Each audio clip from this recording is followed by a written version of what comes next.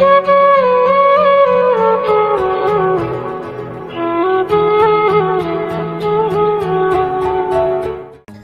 Viewers, আমাদের চ্যানেলের ভিডিওর নোটিফিকেশন সবার আগে পেতে চাইলে নিচে থেকে সাবস্ক্রাইব বাটনটি ক্লিক করে পাশে থাকা বেল আইকনটি বাজিয়ে দিন।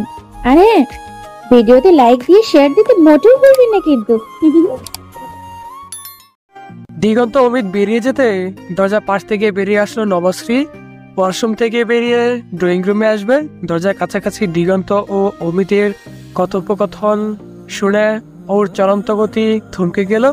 অমিতের শেষ কথাটি তার মস্তিষ্কে রক্তক্ষরণ জড়াচ্ছে। এদিকে অমিত দিগন্ত দুজন বেরিয়ে যেতে হাসপা আঁচলে চোখ মুখ মুছে উঠে দাঁড়িয়ে নবশ্রীকে তার সামনে দেখতে পেল। ওর কাছে গিয়ে শোধায়, মামুনি এখানে কি করছো? বোনদের কাছে যাও। আইমান সেই কবে থেকে তোমার সাথে কথা বলবে বলে মরিয়া হয়ে আছে। ওর সাথে কথা বলো তোমরা দুইজন।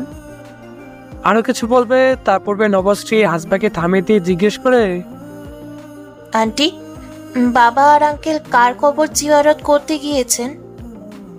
আমার ভাই আর সাইয়ের। আন্টি, যদি ভুল না হয় থাকে আপনার ভাই বদিউল আসহাব আর সেই নবনীতা নোহাই, ওনারা দুজনে কবর জিয়ারত করতে গিয়েছে। হ্যাঁ, ওদের দুজন। কিন্তু কেন মামুনি?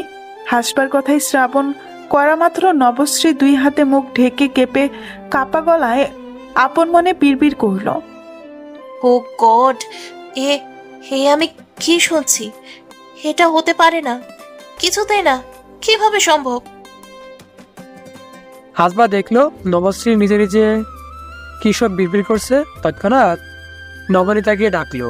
নবনীতা দ্রুত রুম থেকে বেরিয়ে এসে দেখে হাসবা নবশ্রীকে ডাকছে, আর নবশ্রী দু হাতে মুখ ডেকে ফোপাচ্ছে।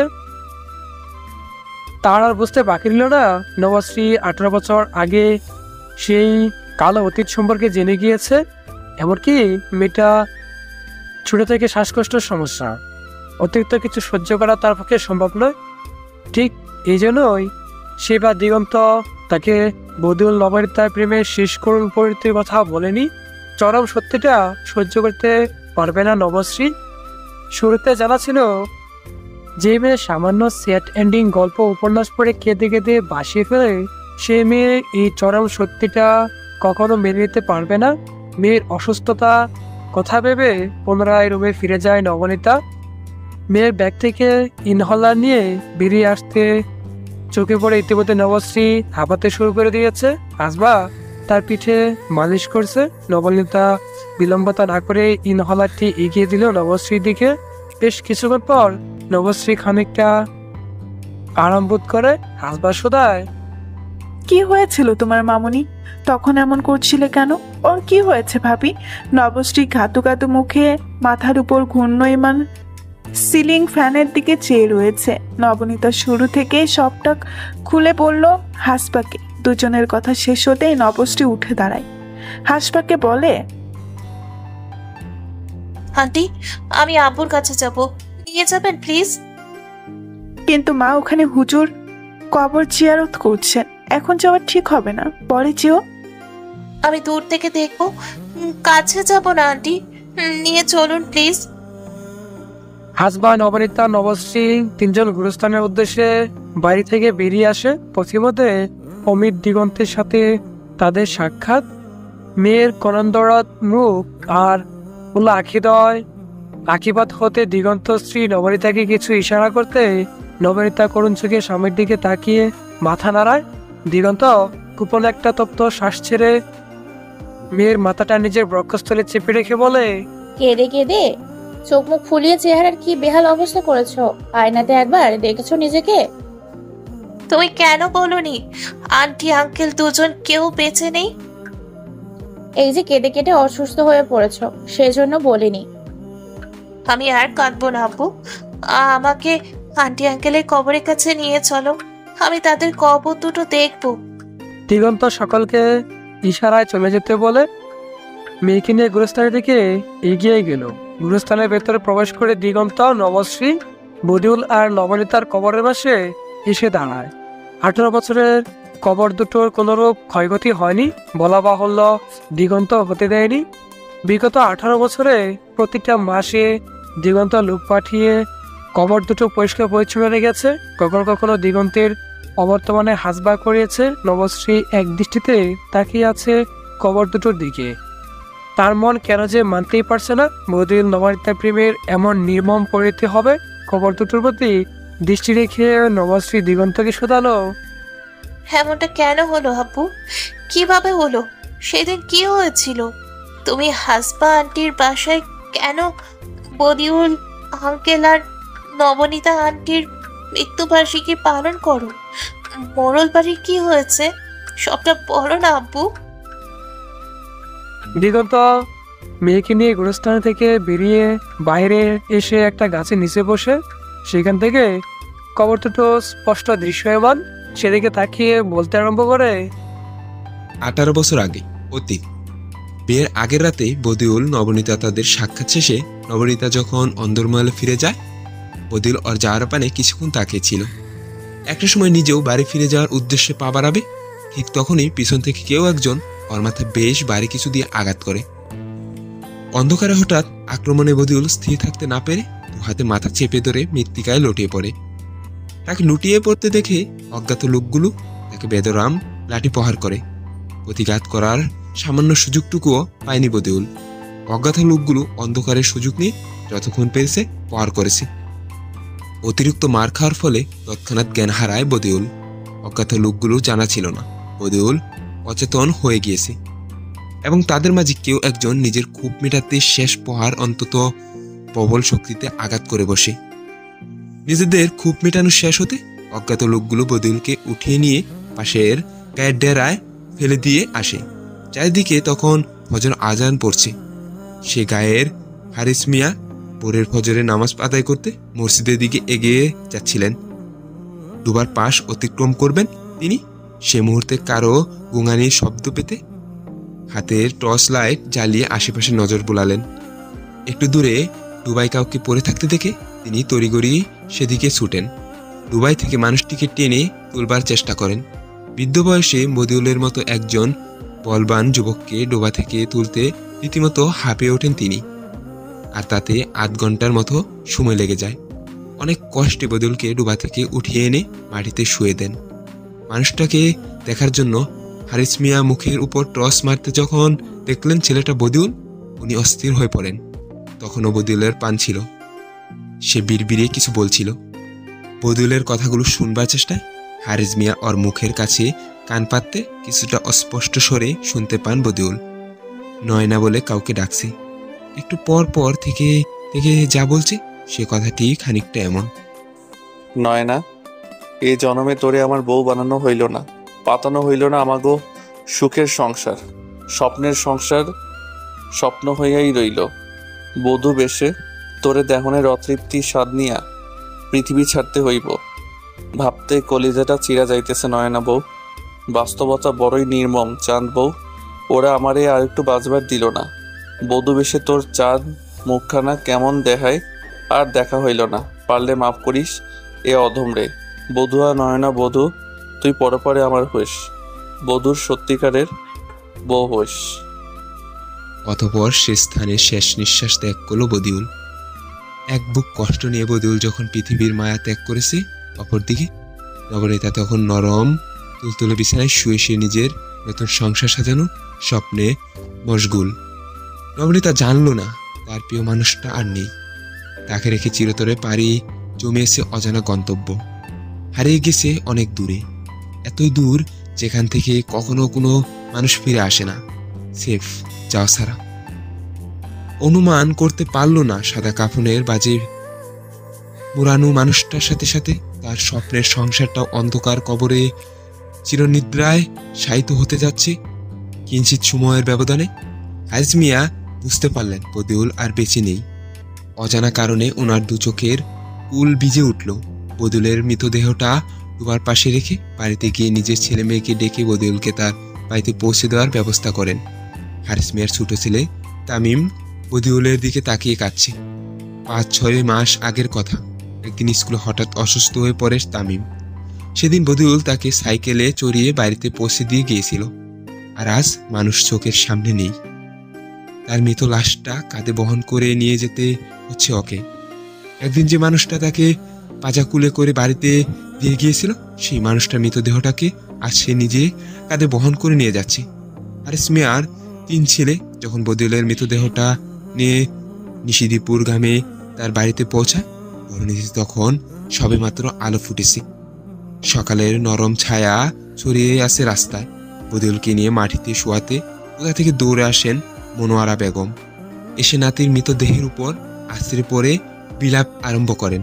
আজ পুলার বিয়া, আর আজকেই ওর মৃতদেহ খাটিয়ে উঠল। নবনী, তুই সর্বনাশী, আমার নাতিটারে খুন কইরাই সারলি। এমন নানান কথা বলে নবনীতাকে গালমন্দ করছিলেন মনোয়ারা। ততক্ষণে মোরল বাড়িতে বদিউলের মৃত্যুর খবরটা পৌঁছে গিয়েছে। ভোর 6টা। নবনীতা গভীর ঘুমে মগ্ন।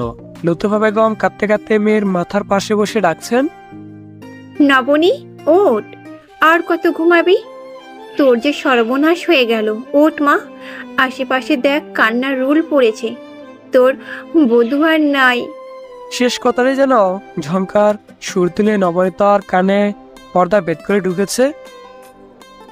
পরিবর্তে নবনীতা দর ফুরিয়ে শোয়া থেকে বিছানায় উঠে বসে ইতিমধ্যে কুলকুলিয়ে গামছে নবনীতা অবিশ্বাস্য দৃষ্টিতে ছোট মার দিকে তাকে দেখলো তিনি কাঁদছেন। পালঙ্কের কিনারায় ময়না দাঁড়িয়ে আছে, সেও ফুবিয়ে কাঁদছে। সবকিছু ভ্রম ভেবে কিছুক্ষণ মাথা জাগালো। নবনীতাকে উঠে বসতে দেখে ময়না কইল, ও আফা, এ কি সর্বনাশ হইল আফা? বদিউল ভাই আর বাইচ্চা নাই গো আফা। কাল রাইতে মানুষটারে ভালা দেখলাম, আর আজকা নাই। কারা জানি ওনারে পিডাইয়া মাথা ফাটাইয়া লাইছে, পুরো বদনে পিডনের দাগ। সুন্দর শরীরটা রাখছে না আফা, রাখছে না। চালু আহেন। নবনীতা প্রথমে কোনো কথা বলতে পারল না। নির্বোধ চিত্র কিয়ংক্ষত থম মেরে বসে রইল। বড়ভাবে টানিয়ে এসে ধাক্কা দিতে সম্বিত ফিরল ওর। এলোমেলো বেশে বসে থেকে উঠে দাঁড়াতে শুরু করে। পিছু পিছু লুতুপা, তানিয়া, ময়না 3 জন ছুটে দিগন্ত অনেক আগেই উঠে পড়েছে। বদিউলের মৃত্যুর সংবাদটি শোনার পর হতে বগ্ন হৃদয়ে নিজের কামরায় বসেছিল। পাশের রুম হতে নবনীতা, তানিয়া, ছোট মা, ময়না একে একে সকলে দৌড়াতে দেখে সেও তাদের পিছু নিল। নবনীতা কচি জল মুছতে মুছতে কাছারিঘর দিকে এগিয়ে যাচ্ছে। ওর কেন যে মনে হচ্ছে সমস্ত কার্যকলাপ পুরোটাই ওর বাবার ক্রিয়াধারা হলেও তাই। নবনীতা কাছারিঘরের দরজার কাছে এসে ভিতরে ঢুকবে, তার পূর্বে পিতা বাদ্যের কথোপকথন শুনে স্তব্ধ হয়ে যায়। মহিপালম শফিউলকে ধমকাচ্ছেন, তোদেরকে আমি কি বলেছিলাম? বলেছিলাম শুধু হাত পা ভেঙে দিতে, যেন হাসপাতালে ভর্তি থাকে। এর বেশি কিছু বলেছিলাম? ওর মাথায় আঘাত করেছে কে? পাশ থেকে রাশেদ ও বাসির 2 জন একই সুরে বলল, শফিউল। বাবা বাদ্যের কথোপকথন শ্রবণ করতে নবনীতার স্থির পায়ে থাকতে পারল না। দরজার কপাট ধরে মাটিতে বসে পড়ল। সঙ্গে সঙ্গে মহিপালম, শফিউল, বাচ্চি, রাশেদ 4 জন চকিত চাহনিতে দরজার দিকে তাকানো মাত্র বিমুট হয়ে পড়লেন। ততক্ষণে লতুফা, ময়না 2 জন নবনীতাকে 2 হাতে ধরে উঠানোর চেষ্টা করলো। তানিয়া রিয়াতুর দৃষ্টিতে তাকিয়ে রইল স্বামী আর শ্বশুরের দিকে। মানুষ হত্যার মতো এমন নির্মম কাজ তার স্বামী, শ্বশুর, দেবর একত্রে করেছে ভাবতে ঘৃণায় গা গিনগিনিয়ে উঠল। দিগন্ত অবিশ্বাস্য দৃষ্টিতে চেয়ে আছে 4 জন থেকে খানিকটা আড়ালে দণ্ডায়মান স্বীয় পিতার দিকে। তার বাবাও হিসেবের সাথে জড়িত। বুকের ভেতরটা বাড়ি হয়ে আসলো। আচমকা নবনীতা বধুবাই বলে আকাশ পাতাল কাঁপানোর চিৎকার দিয়ে উঠল।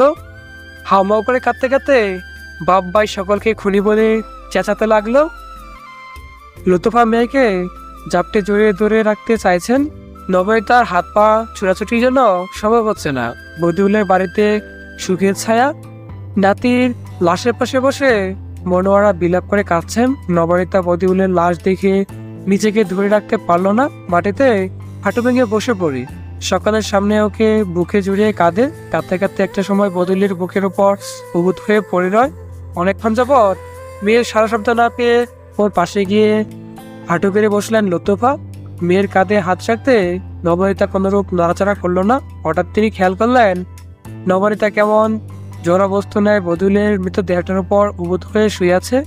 কেক্ষত পড়বে ফুপিয়ে ফুপিয়ে কান্নার ফলে তার শরীর যে কেঁপে উঠছিল, সেই কাঁপুনি বা জীবনের কোনোটাই এখন নেই। গলাটা কেমন শুকিয়ে এলো লতুফার। দ্রুত চোখ ফিরিয়ে ভালোভাবে পরখ করলো নবনীতাকে। এবার যেটা অনুমান করলো তাতে ওর দম বন্ধ হয়ে আসতে চাইল। পুপানো থাকতো, স্বাভাবিক নিঃশ্বাস প্রশ্বাসটুকু নবনীতার বুকে ওঠানামা করছে না। অর্থাৎ নবনীতার শ্বাস পড়ছে না। কলিজাটা মুচড়ে উঠল। দিগন্ত পাশে দাঁড়িয়েছিল। লতুপা তাকে দেখে ব্যাপারটি জানাতে দিগন্ত নবনীতার পালস রেট চেক করে স্তম্ভিত হয়ে যায়। আম্বরে দিগন্তের পায়ে মাথা রেখে দিগন্ত এক প্রকার ছিটকে পড়ে। লতুফা দিগন্তকে সামলে নেয়। সুদায়, কি হয়েছে বাবা, এমন থম মেরে বসে আছো কেন? কিছু কও। দিগন্ত সারা শব্দ করল না। লতুফা একটু এগিয়ে গেলেন। নবনীতাকে নবনী বলে গায়ে হাত দিয়ে ধাক্কা দিতে নবনীতার প্রাণহীন দেহটা পড়ে বদুলের পেটের উপর। এমন বিস্ময়সূচক ঘটনা উপস্থিতি সকলে ব্রিমোট। মনোয়ারার কান্না থামিয়ে বিস্ময় নাতি আর নবনীকে পরখ করছে। লতুফা মেয়েকে বুকে জড়িয়ে পাথর হয়ে বসে রইলেন। আচমকায় টুকরে কেঁদে উঠলেন। আমরি স্তব্ধ হয়ে বসে আছেন মেয়ের লাশের পাশে। মেয়েকে জাকিয়ে ডাকলেন। নবনীতা সাড়া দিল না, সাড়া দিবেও না। শুধু এখন কেন, কোনো দিন দিবে না? অনেকক্ষণ আগে নবনীতার দেহ হতে প্রাণ ত্যাগ করেছে, পৃথিবীর মায়া ত্যাগ করেছে, চলে গেছে অনেক দূরে। চলে গেছে অনেক দূরে। যে দাঁড়ায় বধূর স্থান নেই, সে দাঁড়ায় নয়না একলা একাপা কি করবে? সকালে সামনে পড়ে আছে কেবল প্রাণহীন একটি দেহ। একটি নয়, দুটি। কেবলই দুটি দেহ। এই হৃদয়গ্রাসী নিষ্ঠুর কঠোর সত্যিটা সকলে বুঝতে পারলেও মানতে পারল না। দিগন্ত তাকিয়েছে প্রতিদিনের লাশটার দিকে। দু চোখ লাল হয়ে আছে ওর, সারা শরীর শক্ত হয়ে আছে। বৌদিবনের শরীরের বিভিন্ন অংশে পিটানো লাল নীল দাগ স্পষ্ট দৃশ্যমান। প্রথম যখন বদিলকে দেখেছিল, দেখে মনে হচ্ছিল মাথার নিচের অংশ দিয়ে ছোটখাটো একটা রক্তের ফোয়ারা বয়ে যাচ্ছে। সময়ের ব্যবধানে গাঢ় লাল রক্ত এখন জমাট বেঁধে কালো খয়েরি বর্ণ ধারণ করেছে। বদিউলের দিকে দৃষ্টি ঘুরিয়ে নবনীতার দিকে চাইল। নবনীতা বদিউল দুজনের লাশ দিকে দিগন্ত এক জায়গায় স্থির হয়ে দাঁড়াতে পারছে না কোথাও। বারবার ঠোঁট কামড়ে চুল খামচে ধরে কান্না নিয়ন্ত্রণের চেষ্টা করছে। কি থেকে কি হয়ে গেল কিছুতেই মানতে পারছে না নিজেকেও। যতবার ও দুজনের মৃতদেহের দিকে চোখ পড়েছে, বুকের ভেতরে দুমড়ে মুচড়ে যাচ্ছে। অসহ্য মানসিক যন্ত্রণায় ছটফট করছে সেটা। গোটা ব্যাপারটা দুঃস্বপ্ন মনে হচ্ছে ওর। আচমকা দিগন্ত অনুভব করলো এসব কিছুর জন্য মুইপালম প্রত্যক্ষভাবে দোষী হলেও প্রকৃত দোষী দিগন্ত নিজে। যদি সে গ্রামে না আসতো, বিয়ের জন্য রাজি না হতো, নবনীতাকে ভালো না বাসতো, তাহলে আজ নবনীতা বদিউল দুজনকে নিয়ে সুখে সংসার করতে পারতো। কথাগুলো ভাবতে ভাবতে দিগন্ত বসা থেকে উঠে পড়ে। মোড়ল বাড়িতে নবনীতার লাশের পাশে বসে আছে সকালে। বসে আছেন মহিপালম। আসমিক লতুপা মহিপালমের দিকে আঙুল তুলে চিৎকার করে বলল, আপনি নিষ্ঠুর দাদা। আমার দেখা সবচেয়ে জঘন্য মানুষটা আপনি। যে পিতার সন্তানের সুখ সহ্য করতে পারে না, সে পশুর চেয়েও অধম। আজ থেকে ঠিক 7 মাস আগে আপনি আমাকে বিধবা করেছিলেন, মনে আছে? সেদিন চোখের সামনে নিজের স্বামীকে খুন হতে দেখেও বোবা ছিলাম। আপনি বলেছিলেন অন্যায় আপনি সহ্য করেন না। অন্যায় অন্যায় অন্যায়ের বাপ মা ভাই আত্মীয় স্বজন নেই। জব্বার যতই আপনার ভাই হোক, সে পাপী। ঘরের চাকরানির সাথে তার অবৈধ সম্পর্ক ছিল বলে আপনি নিজের হাতে নিজের ভাইকে খুন করেছিলেন। স্বামীর অন্যায় আর আপনার ক্রোধের কাছে হার মেনে সেদিন নিজেকে বিধবা রূপে মানিয়ে নিয়েছিলাম। তারপর থেকেই ভাবতাম আমি কার জন্য বাঁচবো, কার জন্য মোড়ল বাড়িতে থাকবো। সেদিন রাতে পুকুর ঘাটে নবনী যখন নিজের হাতে আমার চোখের পানি মুছে আমাকে জড়িয়ে ধরে কাঁধে মাথায় হেলিয়ে দিয়েছিল, সেদিন ওর ভালোবাসায় নিজেকে শক্ত করেছিলাম। মনে মনে পণ করেছিলাম কারোর জন্য না বাঁচি, এই মেয়েটার জন্য হলেও আমাকে বাঁচতে হবে। সেদিনের পর স্বামীর মৃত্যুর কথা ধামাচাপা দিয়ে মেয়েটাকে বুকে আঁকলে বাঁচার স্বপ্ন দেখেছিলাম। আজ তাকেও আপনি কেড়ে নিলেন। আমাকে বিধবা করে শান্তি হলো না, আজ সর্বহারা করে দিলেন। আপনি অন্যায় সহ্য করেন না, তাহলে আজ কিভাবে পারলেন এতগুলো মানুষের সাথে অন্যায় করতে? নিষ্পাপ পোলাটার জান কবজ করলেন, মেয়েটারে মেরেও ফেললেন। আপনি নবনীরে মেরে আম্বারি না লুতুপার কোন খালি করেছেন। আম্বারি শুধু নবনীর জন্ম দিয়া মায়ের দায়িত্ব পালন করেছে, আর আমি লুতুপা সেই ছোটবেলা থেকে ওরে লালন পালন করেছি, নিজের হাতে খাইয়ে দিয়েছি, গোসল করাইছি। ছোট থেকে ওরে চোখের সামনে একটু একটু করে বড় হইতে দেখেছি। ওর শত আবদার দিদির আগে আমি নিজে পূরণ করেছি। তিল তিল করে ওরে আমি বড় করছি, এটা আপনি আপা দুজনই জানেন। আজ সেই মেয়েটারে নিজের চোখের সামনে সাদা কাপড়ে ঢাকা দেখে আর কলিজা ফাইটা যাইতেছে। দাদা, আপনি আমার বাঁচার কোনো পথ রাখলেন না, কোনো পথ রাখলেন না। কাঁদতে কাঁদতে লুতুপা অচেতন হয়ে নবনীতার লাশের পাশে লুটিয়ে পড়ে। আম্বরী গিরা দৃষ্টি নিয়ে তাকিয়ে রইলেন স্বামীর প্রতি। মেয়ের সুখ দেখে তিনি বদিউলকে মন থেকে জামাতা মেনে নিয়েছিলেন, অথচ এ মানুষ বাণিজ্যটুকু করে নিষ্পাপ ছেলেটাকে খুন করলো। নিজের নারী ছেঁড়া দল একমাত্র মেয়েটাকে। করন্দরত মুখে তিনি এক দৃষ্টিতে তাকিয়ে রইলেন নবনীতার বদন পানে। মেয়েটা এমনিতে দেখতে পারি কোমল, আজ আরো কোমল আর কেমন নিষ্পাপ শিশুর মতো দেখাচ্ছে। চেহারা থেকে যেন জ্যোতি জিখে বেরোচ্ছে। সময় বয়ে যাচ্ছে, লাশ মাটি দিতে হবে। মোরল বাড়ির গুরুস্থানে নবনীতার কবর খনন করার নির্দেশনা থাকলেও কবর খনন করা হলো বধূলের কবরের ঠিক পাশে এবং পাশাপাশি দুজনের সমাধি দেওয়া হয়। এই কাজে মহিপ আলম বিঘ্নিত সৃষ্টি করলেও দিগন্ত ও লুতুপার হুমকির কাছে তিনি চুপসে যান। কবরস্থান থেকে বেরিয়ে মহিপ আলমের মনে হলো ওনার পা দুটো ভীষণ ভারী লাগছে, চলছে না। ভারী শরীরটা বয়ে নিয়ে এগোতেও কষ্ট হচ্ছে। মেয়ের কথা মনে পড়ে হৃদয়টা শত টুকরো হতে লাগলো। আলোকিত ভবনের রানীকে রেখে এসেছে নিশ্চিদ্র নিকশ কালো অন্ধকারে। মোড়ল বাড়ির আলোয় ভরিয়ে রাখা সেই জলমলে কিরণ আজ চির অস্তমিত হয়েছে। নিজেকে অহংকারের কাছে জুড়ে গিয়েছে দুটো সুন্দর নিষ্পাপ প্রাণ। আর কোনোদিন কাউকে নবনী বলে ডাকা হবে না কারণ। সেই আলাদি কণ্ঠে আমার এটা চাই ওটা খাবো এসব বলে কাউকে মাথায় তুলে রাখবে না কোমল কণ্ঠে। আর ওনার দিকে আব্বা বলে ডাকবে না কোনো দিন না। জীবনের আখ্যায়িকায় নবনীতা নামক সেই মিষ্টি প্রাণবন্ত উড়নচণ্ডী একরোকা মেয়েটা চরিত্র সেখানেই পরিসমাপ্তি। সেই সঙ্গে পরিসমাপ্তি হলো বদিউলের জীবন। বর্তমানে নবশ্রী পিতার বক্ষস্থলে মাথা রেখে কবর দুটোর দিকে চেয়ে আছে। হেসকে তুলছে অনবরত, কেঁদেই যাচ্ছে মেয়েটা। কাঁদছে দিগন্ত নিজে নিঃশব্দে। তাদের পিছনে দাঁড়িয়ে কাঁদছে হাসবা নবনীতা দুজন। ওরা তখন ফিরে যায়নি। বাপ মেয়ের পিছু পিছু ওরা দুজন পিছু নেয়। দিগন্তের স্ত্রী নবনীতা শুরু থেকে শেষ সবটা তার অবগত।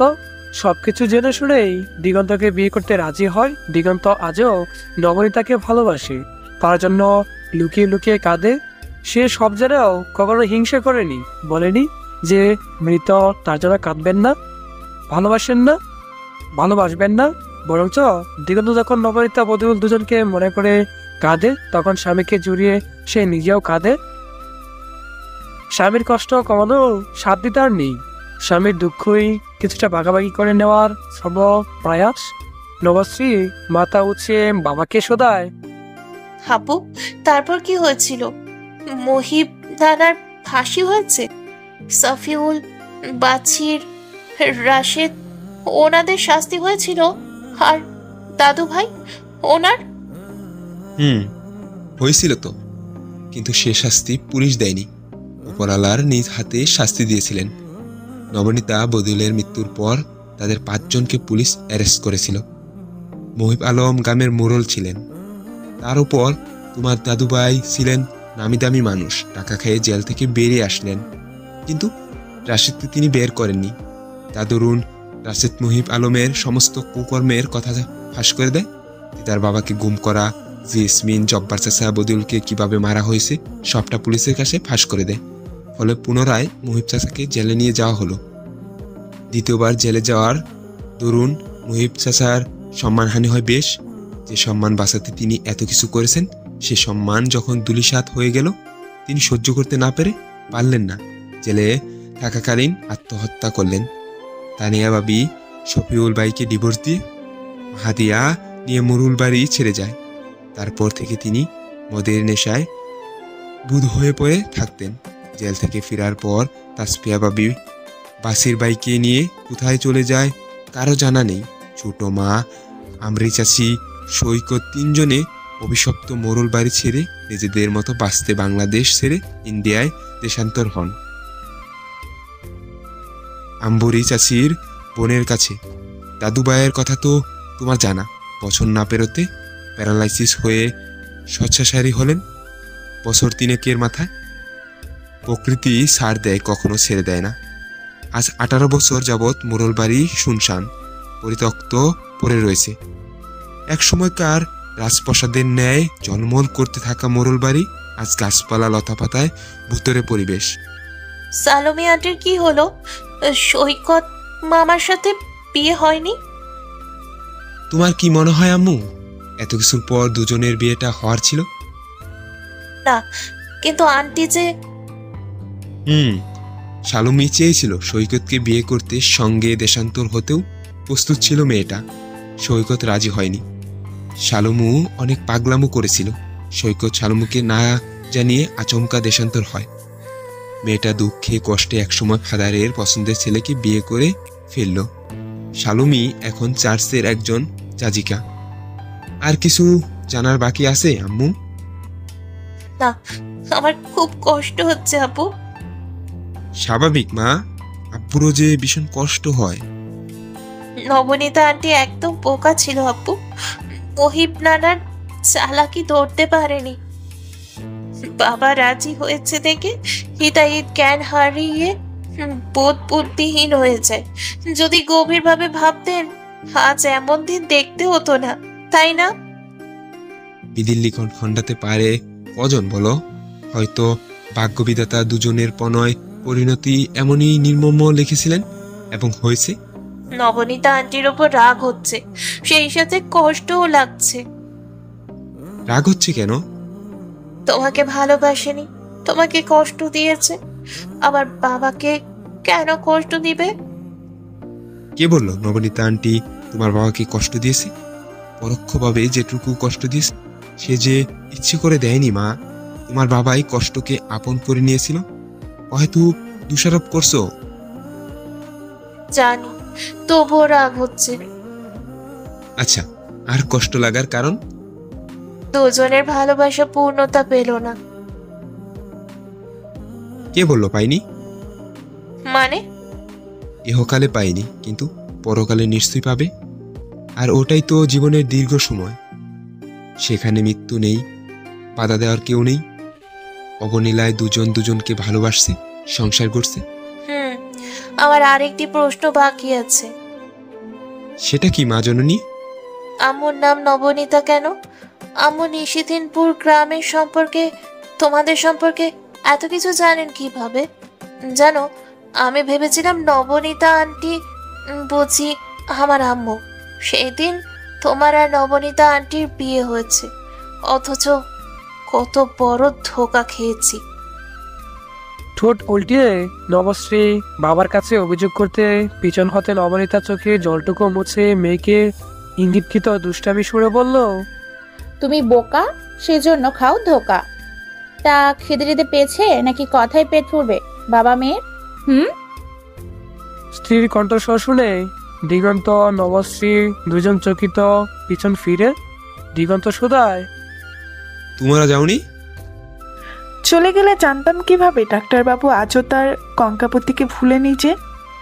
কথাটি বলে হাসবা নবশ্রী মাথায় হাত বোলায়। নবনীতার দিকে তাকিয়ে পুনরায় বলে, জানেন ভাবি, নবনীতার ভাগ্য অনেক ভালো। বেঁচে থাকাকালীন অগণিত মানুষের ভালোবাসা পেয়েছে, মারা গিয়েও দেখুন ভালোবাসা পাচ্ছে। ওর জন্য কারো ভালোবাসা কমেনি, বরঞ্চ দ্বিগুণ বৃদ্ধি পেয়েছে। নবনীতা মাথা নাড়িয়ে সাজাতে তার পূর্বে নবশ্রী বলে, আমিও ভালোবাসি নবনীতা আন্টিকে খুব। বাহ নবনী, দেখ তোকে ভালোবাসার মানুষ আরও একজন পেরেছে। আমার ভাইটাকে কেউ ভালোবাসলো না। আকাশের দিকে তাকিয়ে মজার ছলে কথাটি বলে হাসলো হাসবা। নবশ্রী হাসবার কথা পরিপ্রেক্ষিতে বলল, নবনীতা আন্টিকে আমি ভালোবাসি, আর বধু আঙ্কেল আমার সুপার হিরো, একজন মহাপ্রেমিক। অনেক দুষ্টুমি হয়েছে, এখন ফিরে যাওয়া যাক। কিন্তু আমার প্রশ্নের উত্তর আব্বু? বাকিটুকু আম্মুর কাছ থেকে জেনে নিও। এখন চলো। শরতের রাতে আকাশে সাদা মেঘের বেলা, মাঝে মোহনীয় পূর্ণিমা চাঁদ। শরতের খণ্ড খণ্ড মেঘ আকাশে যেন জ্যোৎস্নার ফুল জুড়ে। বারান্দা জুড়ে শুভ্র বেলি ফুলের গন্ধ মোমো। রাতে শান্ত নিবিড় পরিবেশ, আকাশ জুড়ে ছুটন্ত শুভ্র মেঘের বেলার মাঝে কখনো কখনো লুকিয়ে পড়া চাঁদের আলো আর বেলি ফুলের গান, সব মিলিয়ে এক অপার্থিব মনোমুগ্ধকর দৃশ্য। মাওহিবার রুমের বারান্দায় বসে আছে নবশ্রী। মাওহিবা, আয়মান ও নবশ্রী, তিন বোন আজ রাতে একসাথে ঘুমাবে।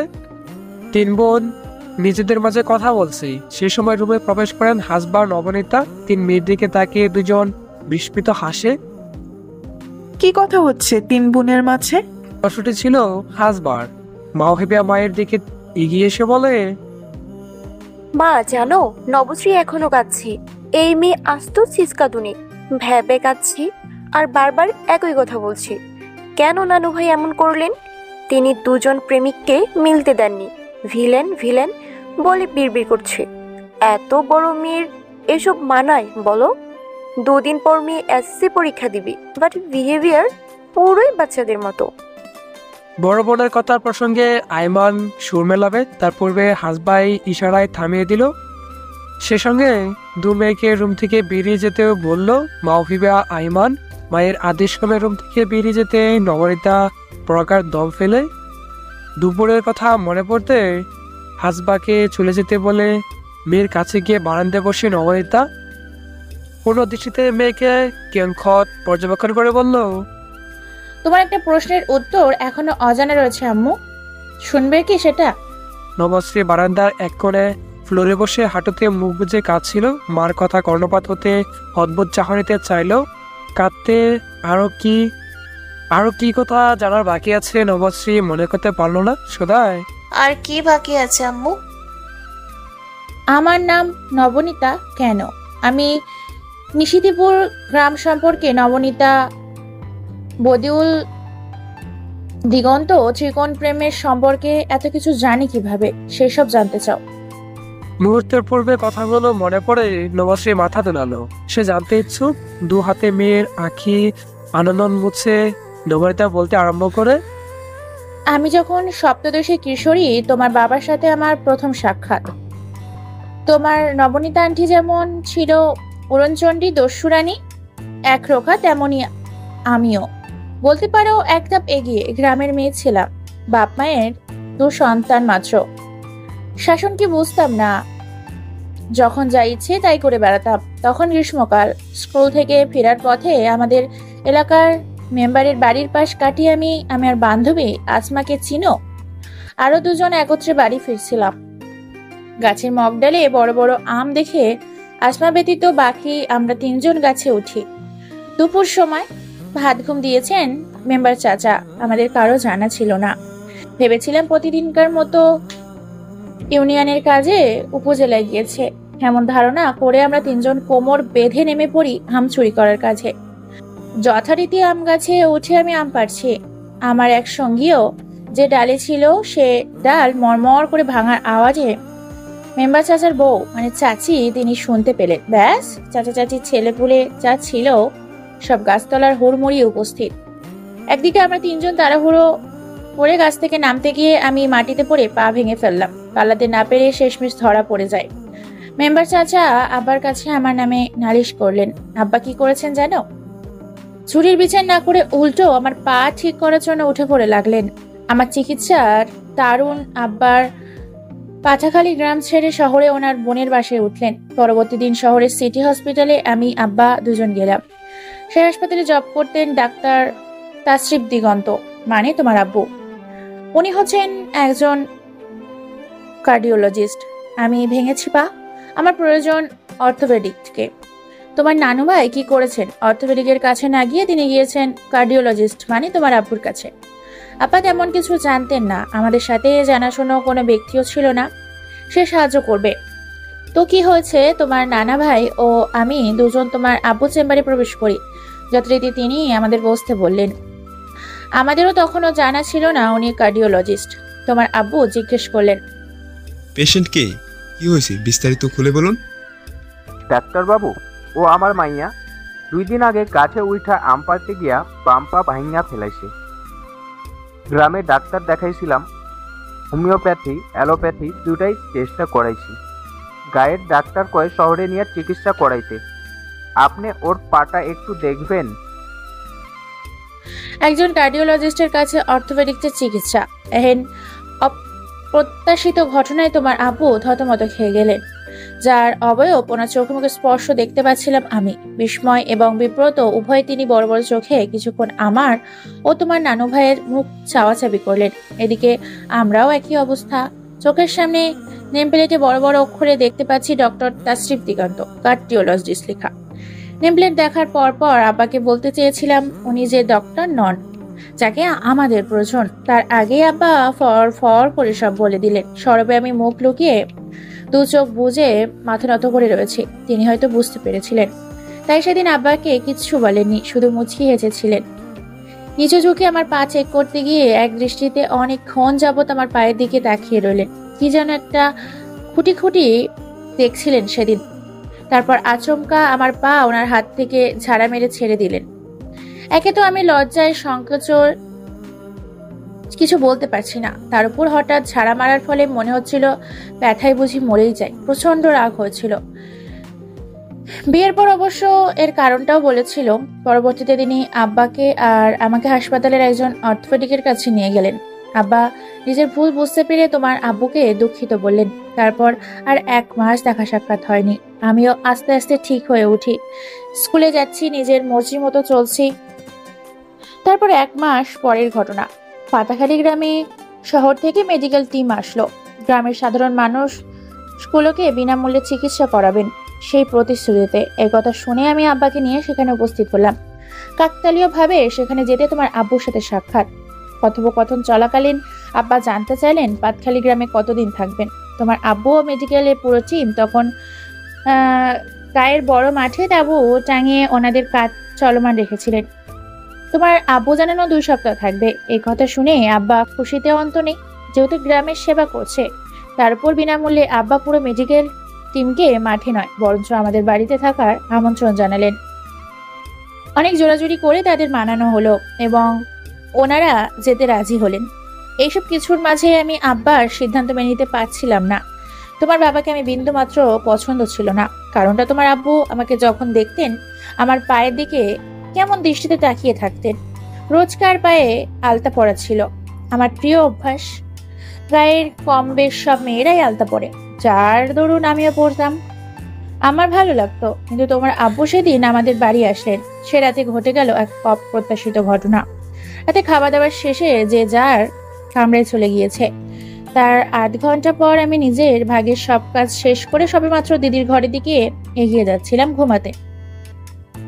আচমকা তোমার আব্বু আমার সামনে এসে দাঁড়ালেন। সেদিন প্রচন্ড ভয় পেয়েছিলাম, সাথে অস্বস্তি। তোমার আব্বু আমার পথ রুখে আমাকে জিজ্ঞেস করলেন, এই খুকি, শুনলাম তোমার নাম নবনীতা?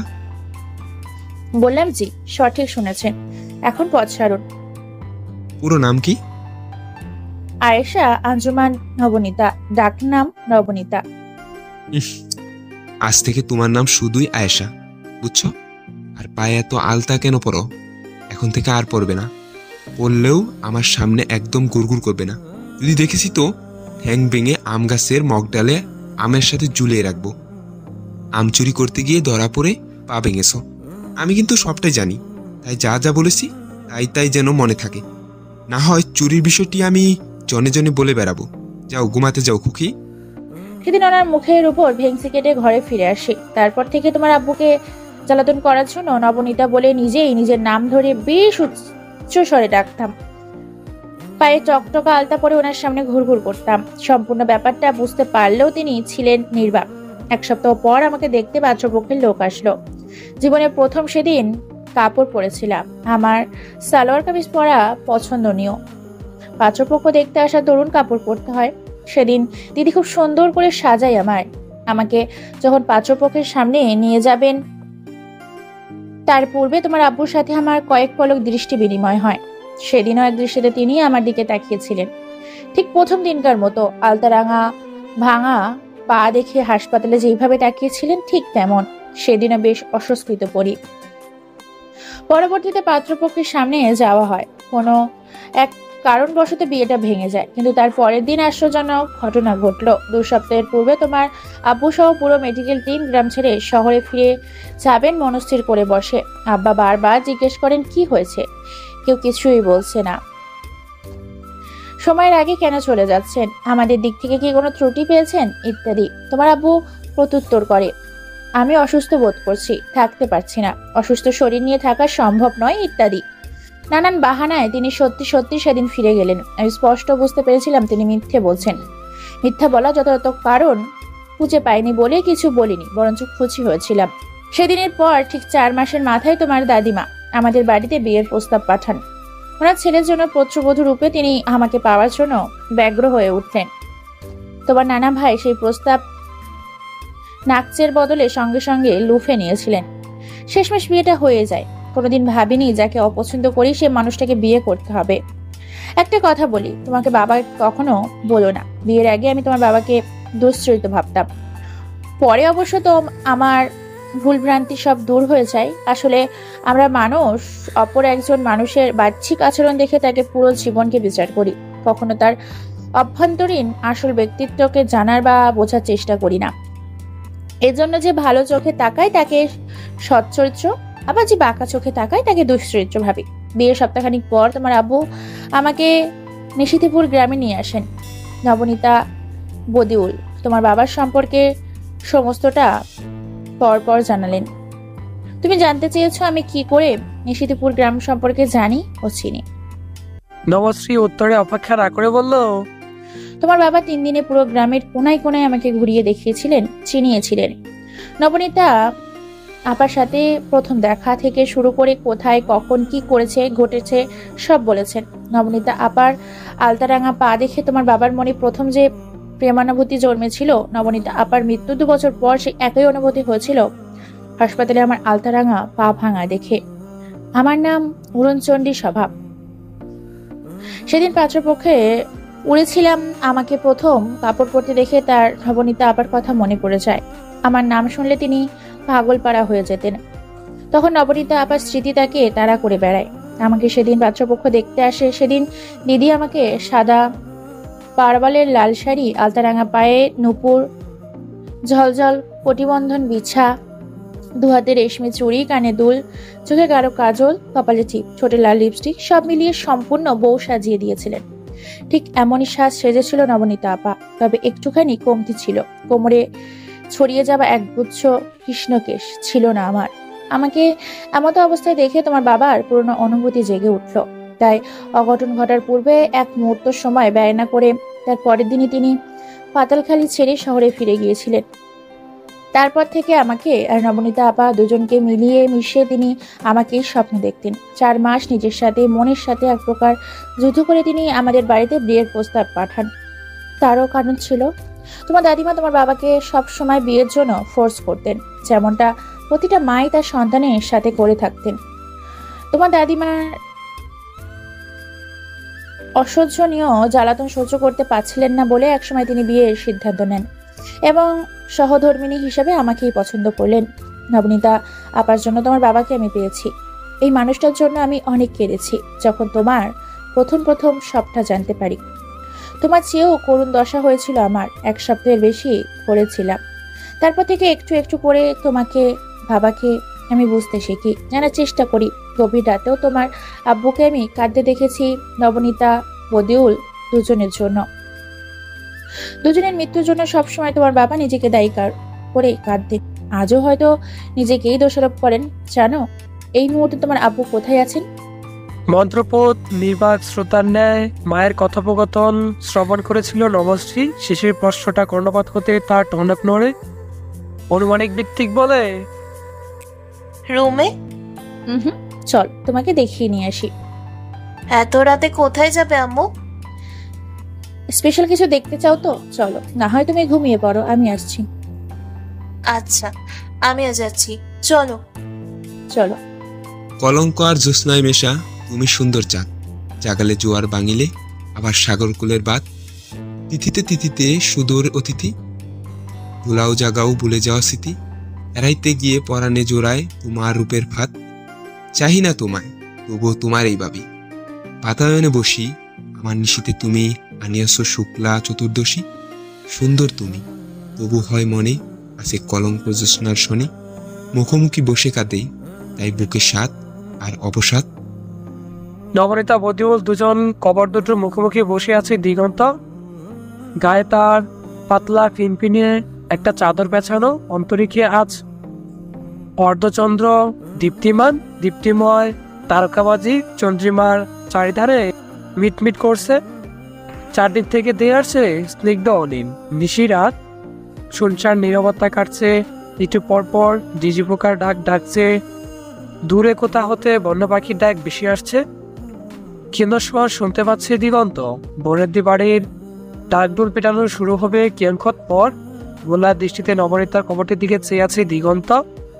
গঙ্গাবতী, আমি কখনো দেবদাস হতে চাইনি, চেয়েছিলাম তোমার ভালোবাসা হতে, আমার ভালোবাসা তুমি হলে, তোমার ভালোবাসা আমি আর হলাম কই, দেবদাসের ন্যায় অসহ্য বিরহ আর মরণ যন্ত্রণায় ছটফট করলাম, অথচ পনয় সাম্রাজ্যে তুমি নির্বোধ চিত্রের উপবেশিত হলে সেই কবে।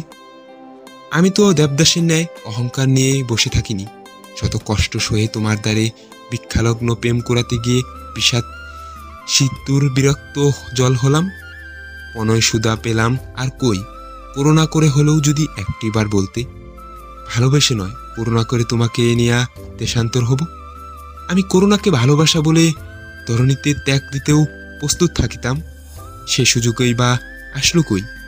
এই যে তোমারই বিহনে আমি বছরের পর বছর ধরে আজও তোমার পনের তৃষ্ণায় তরপাই, একটিবার যদি আমার মনের স্বরে এসে দেখতে গঙ্গাবতী, তোমার শেষ বাসনা আমি আজও পূরণ করতে পারলাম না, তোমাকে ভালো না বেশি থাকাটা আজও শিখতে পারলাম না, নাইবা পারিলাম তোমাকে মুক্তি দিতে, পনয় নামক রঙিল বসন্ত মনে দ্বিতীয়বার ধরা দিলেও আত্মসত্তা পড়ে রইল প্রথম প্রেমের প্রথমা প্রিয়সী শান্তি স্বরূপিণী শোকবিনাশনী গঙ্গাবতী তোমার দ্বারে। আপন চিত্রে বাক্যগুলো আউড়িয়ে দিগন্ত পুনরায় নীরবে বসে রইল, বেদনার বার ক্লান্ত, দুঃখের প্লাবনে দুমড়ে মুচড়ে যাওয়ার হৃদয় নীরবে নিভৃতে দুফোঁটা অশ্রু চোখ থেকে আপনা আপনি ঝরে পড়ল। দিগন্তের থেকে মাত্র কয়েক ফুট দূরত্বে দাঁড়িয়ে ছিল নবনীতা নবশ্রী, স্বামীর বলা প্রতিটা কথা শ্রবণ করা মাত্র নবনীতার শির দ্বারা বেয়ে বয়ে গেল এক তত্ত্ব হাওয়া। কে বলেছে সে নবনীতার প্রতি হিংসাবোধ করে না? অবশ্যই করে। এই যে এমন মুহূর্তে ক্রোধের অনলে পড়ে ছাড়কার তার হৃদয়খানা, পরন্ত প্রকাশ্য দিব্যি শান্ত, মানুষটা মৃত বললে হয়তো দাবানল ছড়াচ্ছে একান্ত স্বীয় অন্তঃকরণে, তীব্র অসন্তোষের বহি প্রকাশকে ক্রোধ করল, সেই ক্রোধের সন্ধান অভ্যন্তরীণ নবনীতা আর স্বর্গীয় নবনীতা বিহীন তৃতীয় কারো জানা নেই, হয়তো কখনো কারো জানা হবে না। নারী তার প্রিয় মানুষটা পাশে একান্ত নিজেকে ছাড়া দ্বিতীয় নারীর অস্তিত্ব কখনো বরদাস্ত করে না, প্রিয় বোন বা বান্ধবীকেও না। সহনীয়ত কল্পনাতীত মেয়েকে নিয়ে যেভাবে এসেছিল সেভাবে ফিরে গেল নবনীতা। পথিমধ্যে একবার পিছু ফিরে স্বামীর দিকে চেয়ে দীর্ঘতে নিঃশ্বাস ফেলে বলল, মৃত সত্ত্বেও তুমি তার প্রিয়, জীবিত আমিটা তার দায়িত্ব মাত্র, জীবনে বেঁচে থাকার তাগিদে আমি তার প্রয়োজন, অস্তিত্বহীন তুমিটা মৃত্যুর পরেও তার প্রিয়জন। তুচ্ছ নেই নবনীতা, তবুও বিস্তর ফারাক তোমাতে আমাতে, দুই নবনীতাতে। মানুষটা আমার হয়েও হলো না একান্ত আমার, তোমার ভালোবাসা না পেলেও তোমারই ছিল, আছে, থাকবে অন্তকাল। আমার জীবনটা কেবল দীর্ঘশ্বাস বিহীন কিছুই নয়, দীর্ঘশ্বাস খুব বেশি দীর্ঘ নয়, নিমেষেই শেষ হয়, অথচ তার জন্মলগ্ন অতিশয় ইতিহাসময়, বিন্দু বিন্দু বীজ ছড়ায় কণ্ঠনালীতে। কথাগুলো নবনীতার গলার মধ্যে আটকে থাকা অবশ্য তার পিছু ফিরল না। সে মেয়েকে নিয়ে বাড়ির উদ্দেশ্যে হাঁটা আরম্ভ করলো। বাবাকে কবরস্থানের সামনে বসে থাকতে দেখে নবশ্রী প্রথমে বেজায় আশ্চর্য হতভম্ব হয়। পরক্ষণে হাঁটতে হাঁটতে অনুভব করলো বাবা তার প্রথম প্রেমকে আজও প্রথম দিনের মতো ভালোবাসে। আচ্ছা, নবশ্রী যে দুপুরে বলেছিল বদিউল আঙ্কেল একজন মহাপ্রেমিক, সত্যি কি বদিউল মহাপ্রেমিক? অভ্যন্তরীণ সত্তা জানান দিল। তুমি ভুল নমশ্রী, তোমার দেখা সে সুপার হিরোটা হয়তো বদিউল, কিন্তু মহাপ্রেমিকটা বদিউল নয়। মহাপ্রেমিকটা তোমার বাবা, ডাক্তার তাসফির দিগন্ত। তো বন্ধুরা, গল্পটি কেমন লাগলো জানাতে একদমই ভুলবে না কিন্তু। হাই বন্ধুরা, গল্পটা কেমন লাগলো অবশ্যই কমেন্ট করে জানাবেন। আর যারা এখনো চ্যানেলটিকে সাবস্ক্রাইব করেনি তারা অবশ্যই চ্যানেলটি সাবস্ক্রাইব করে রাখুন।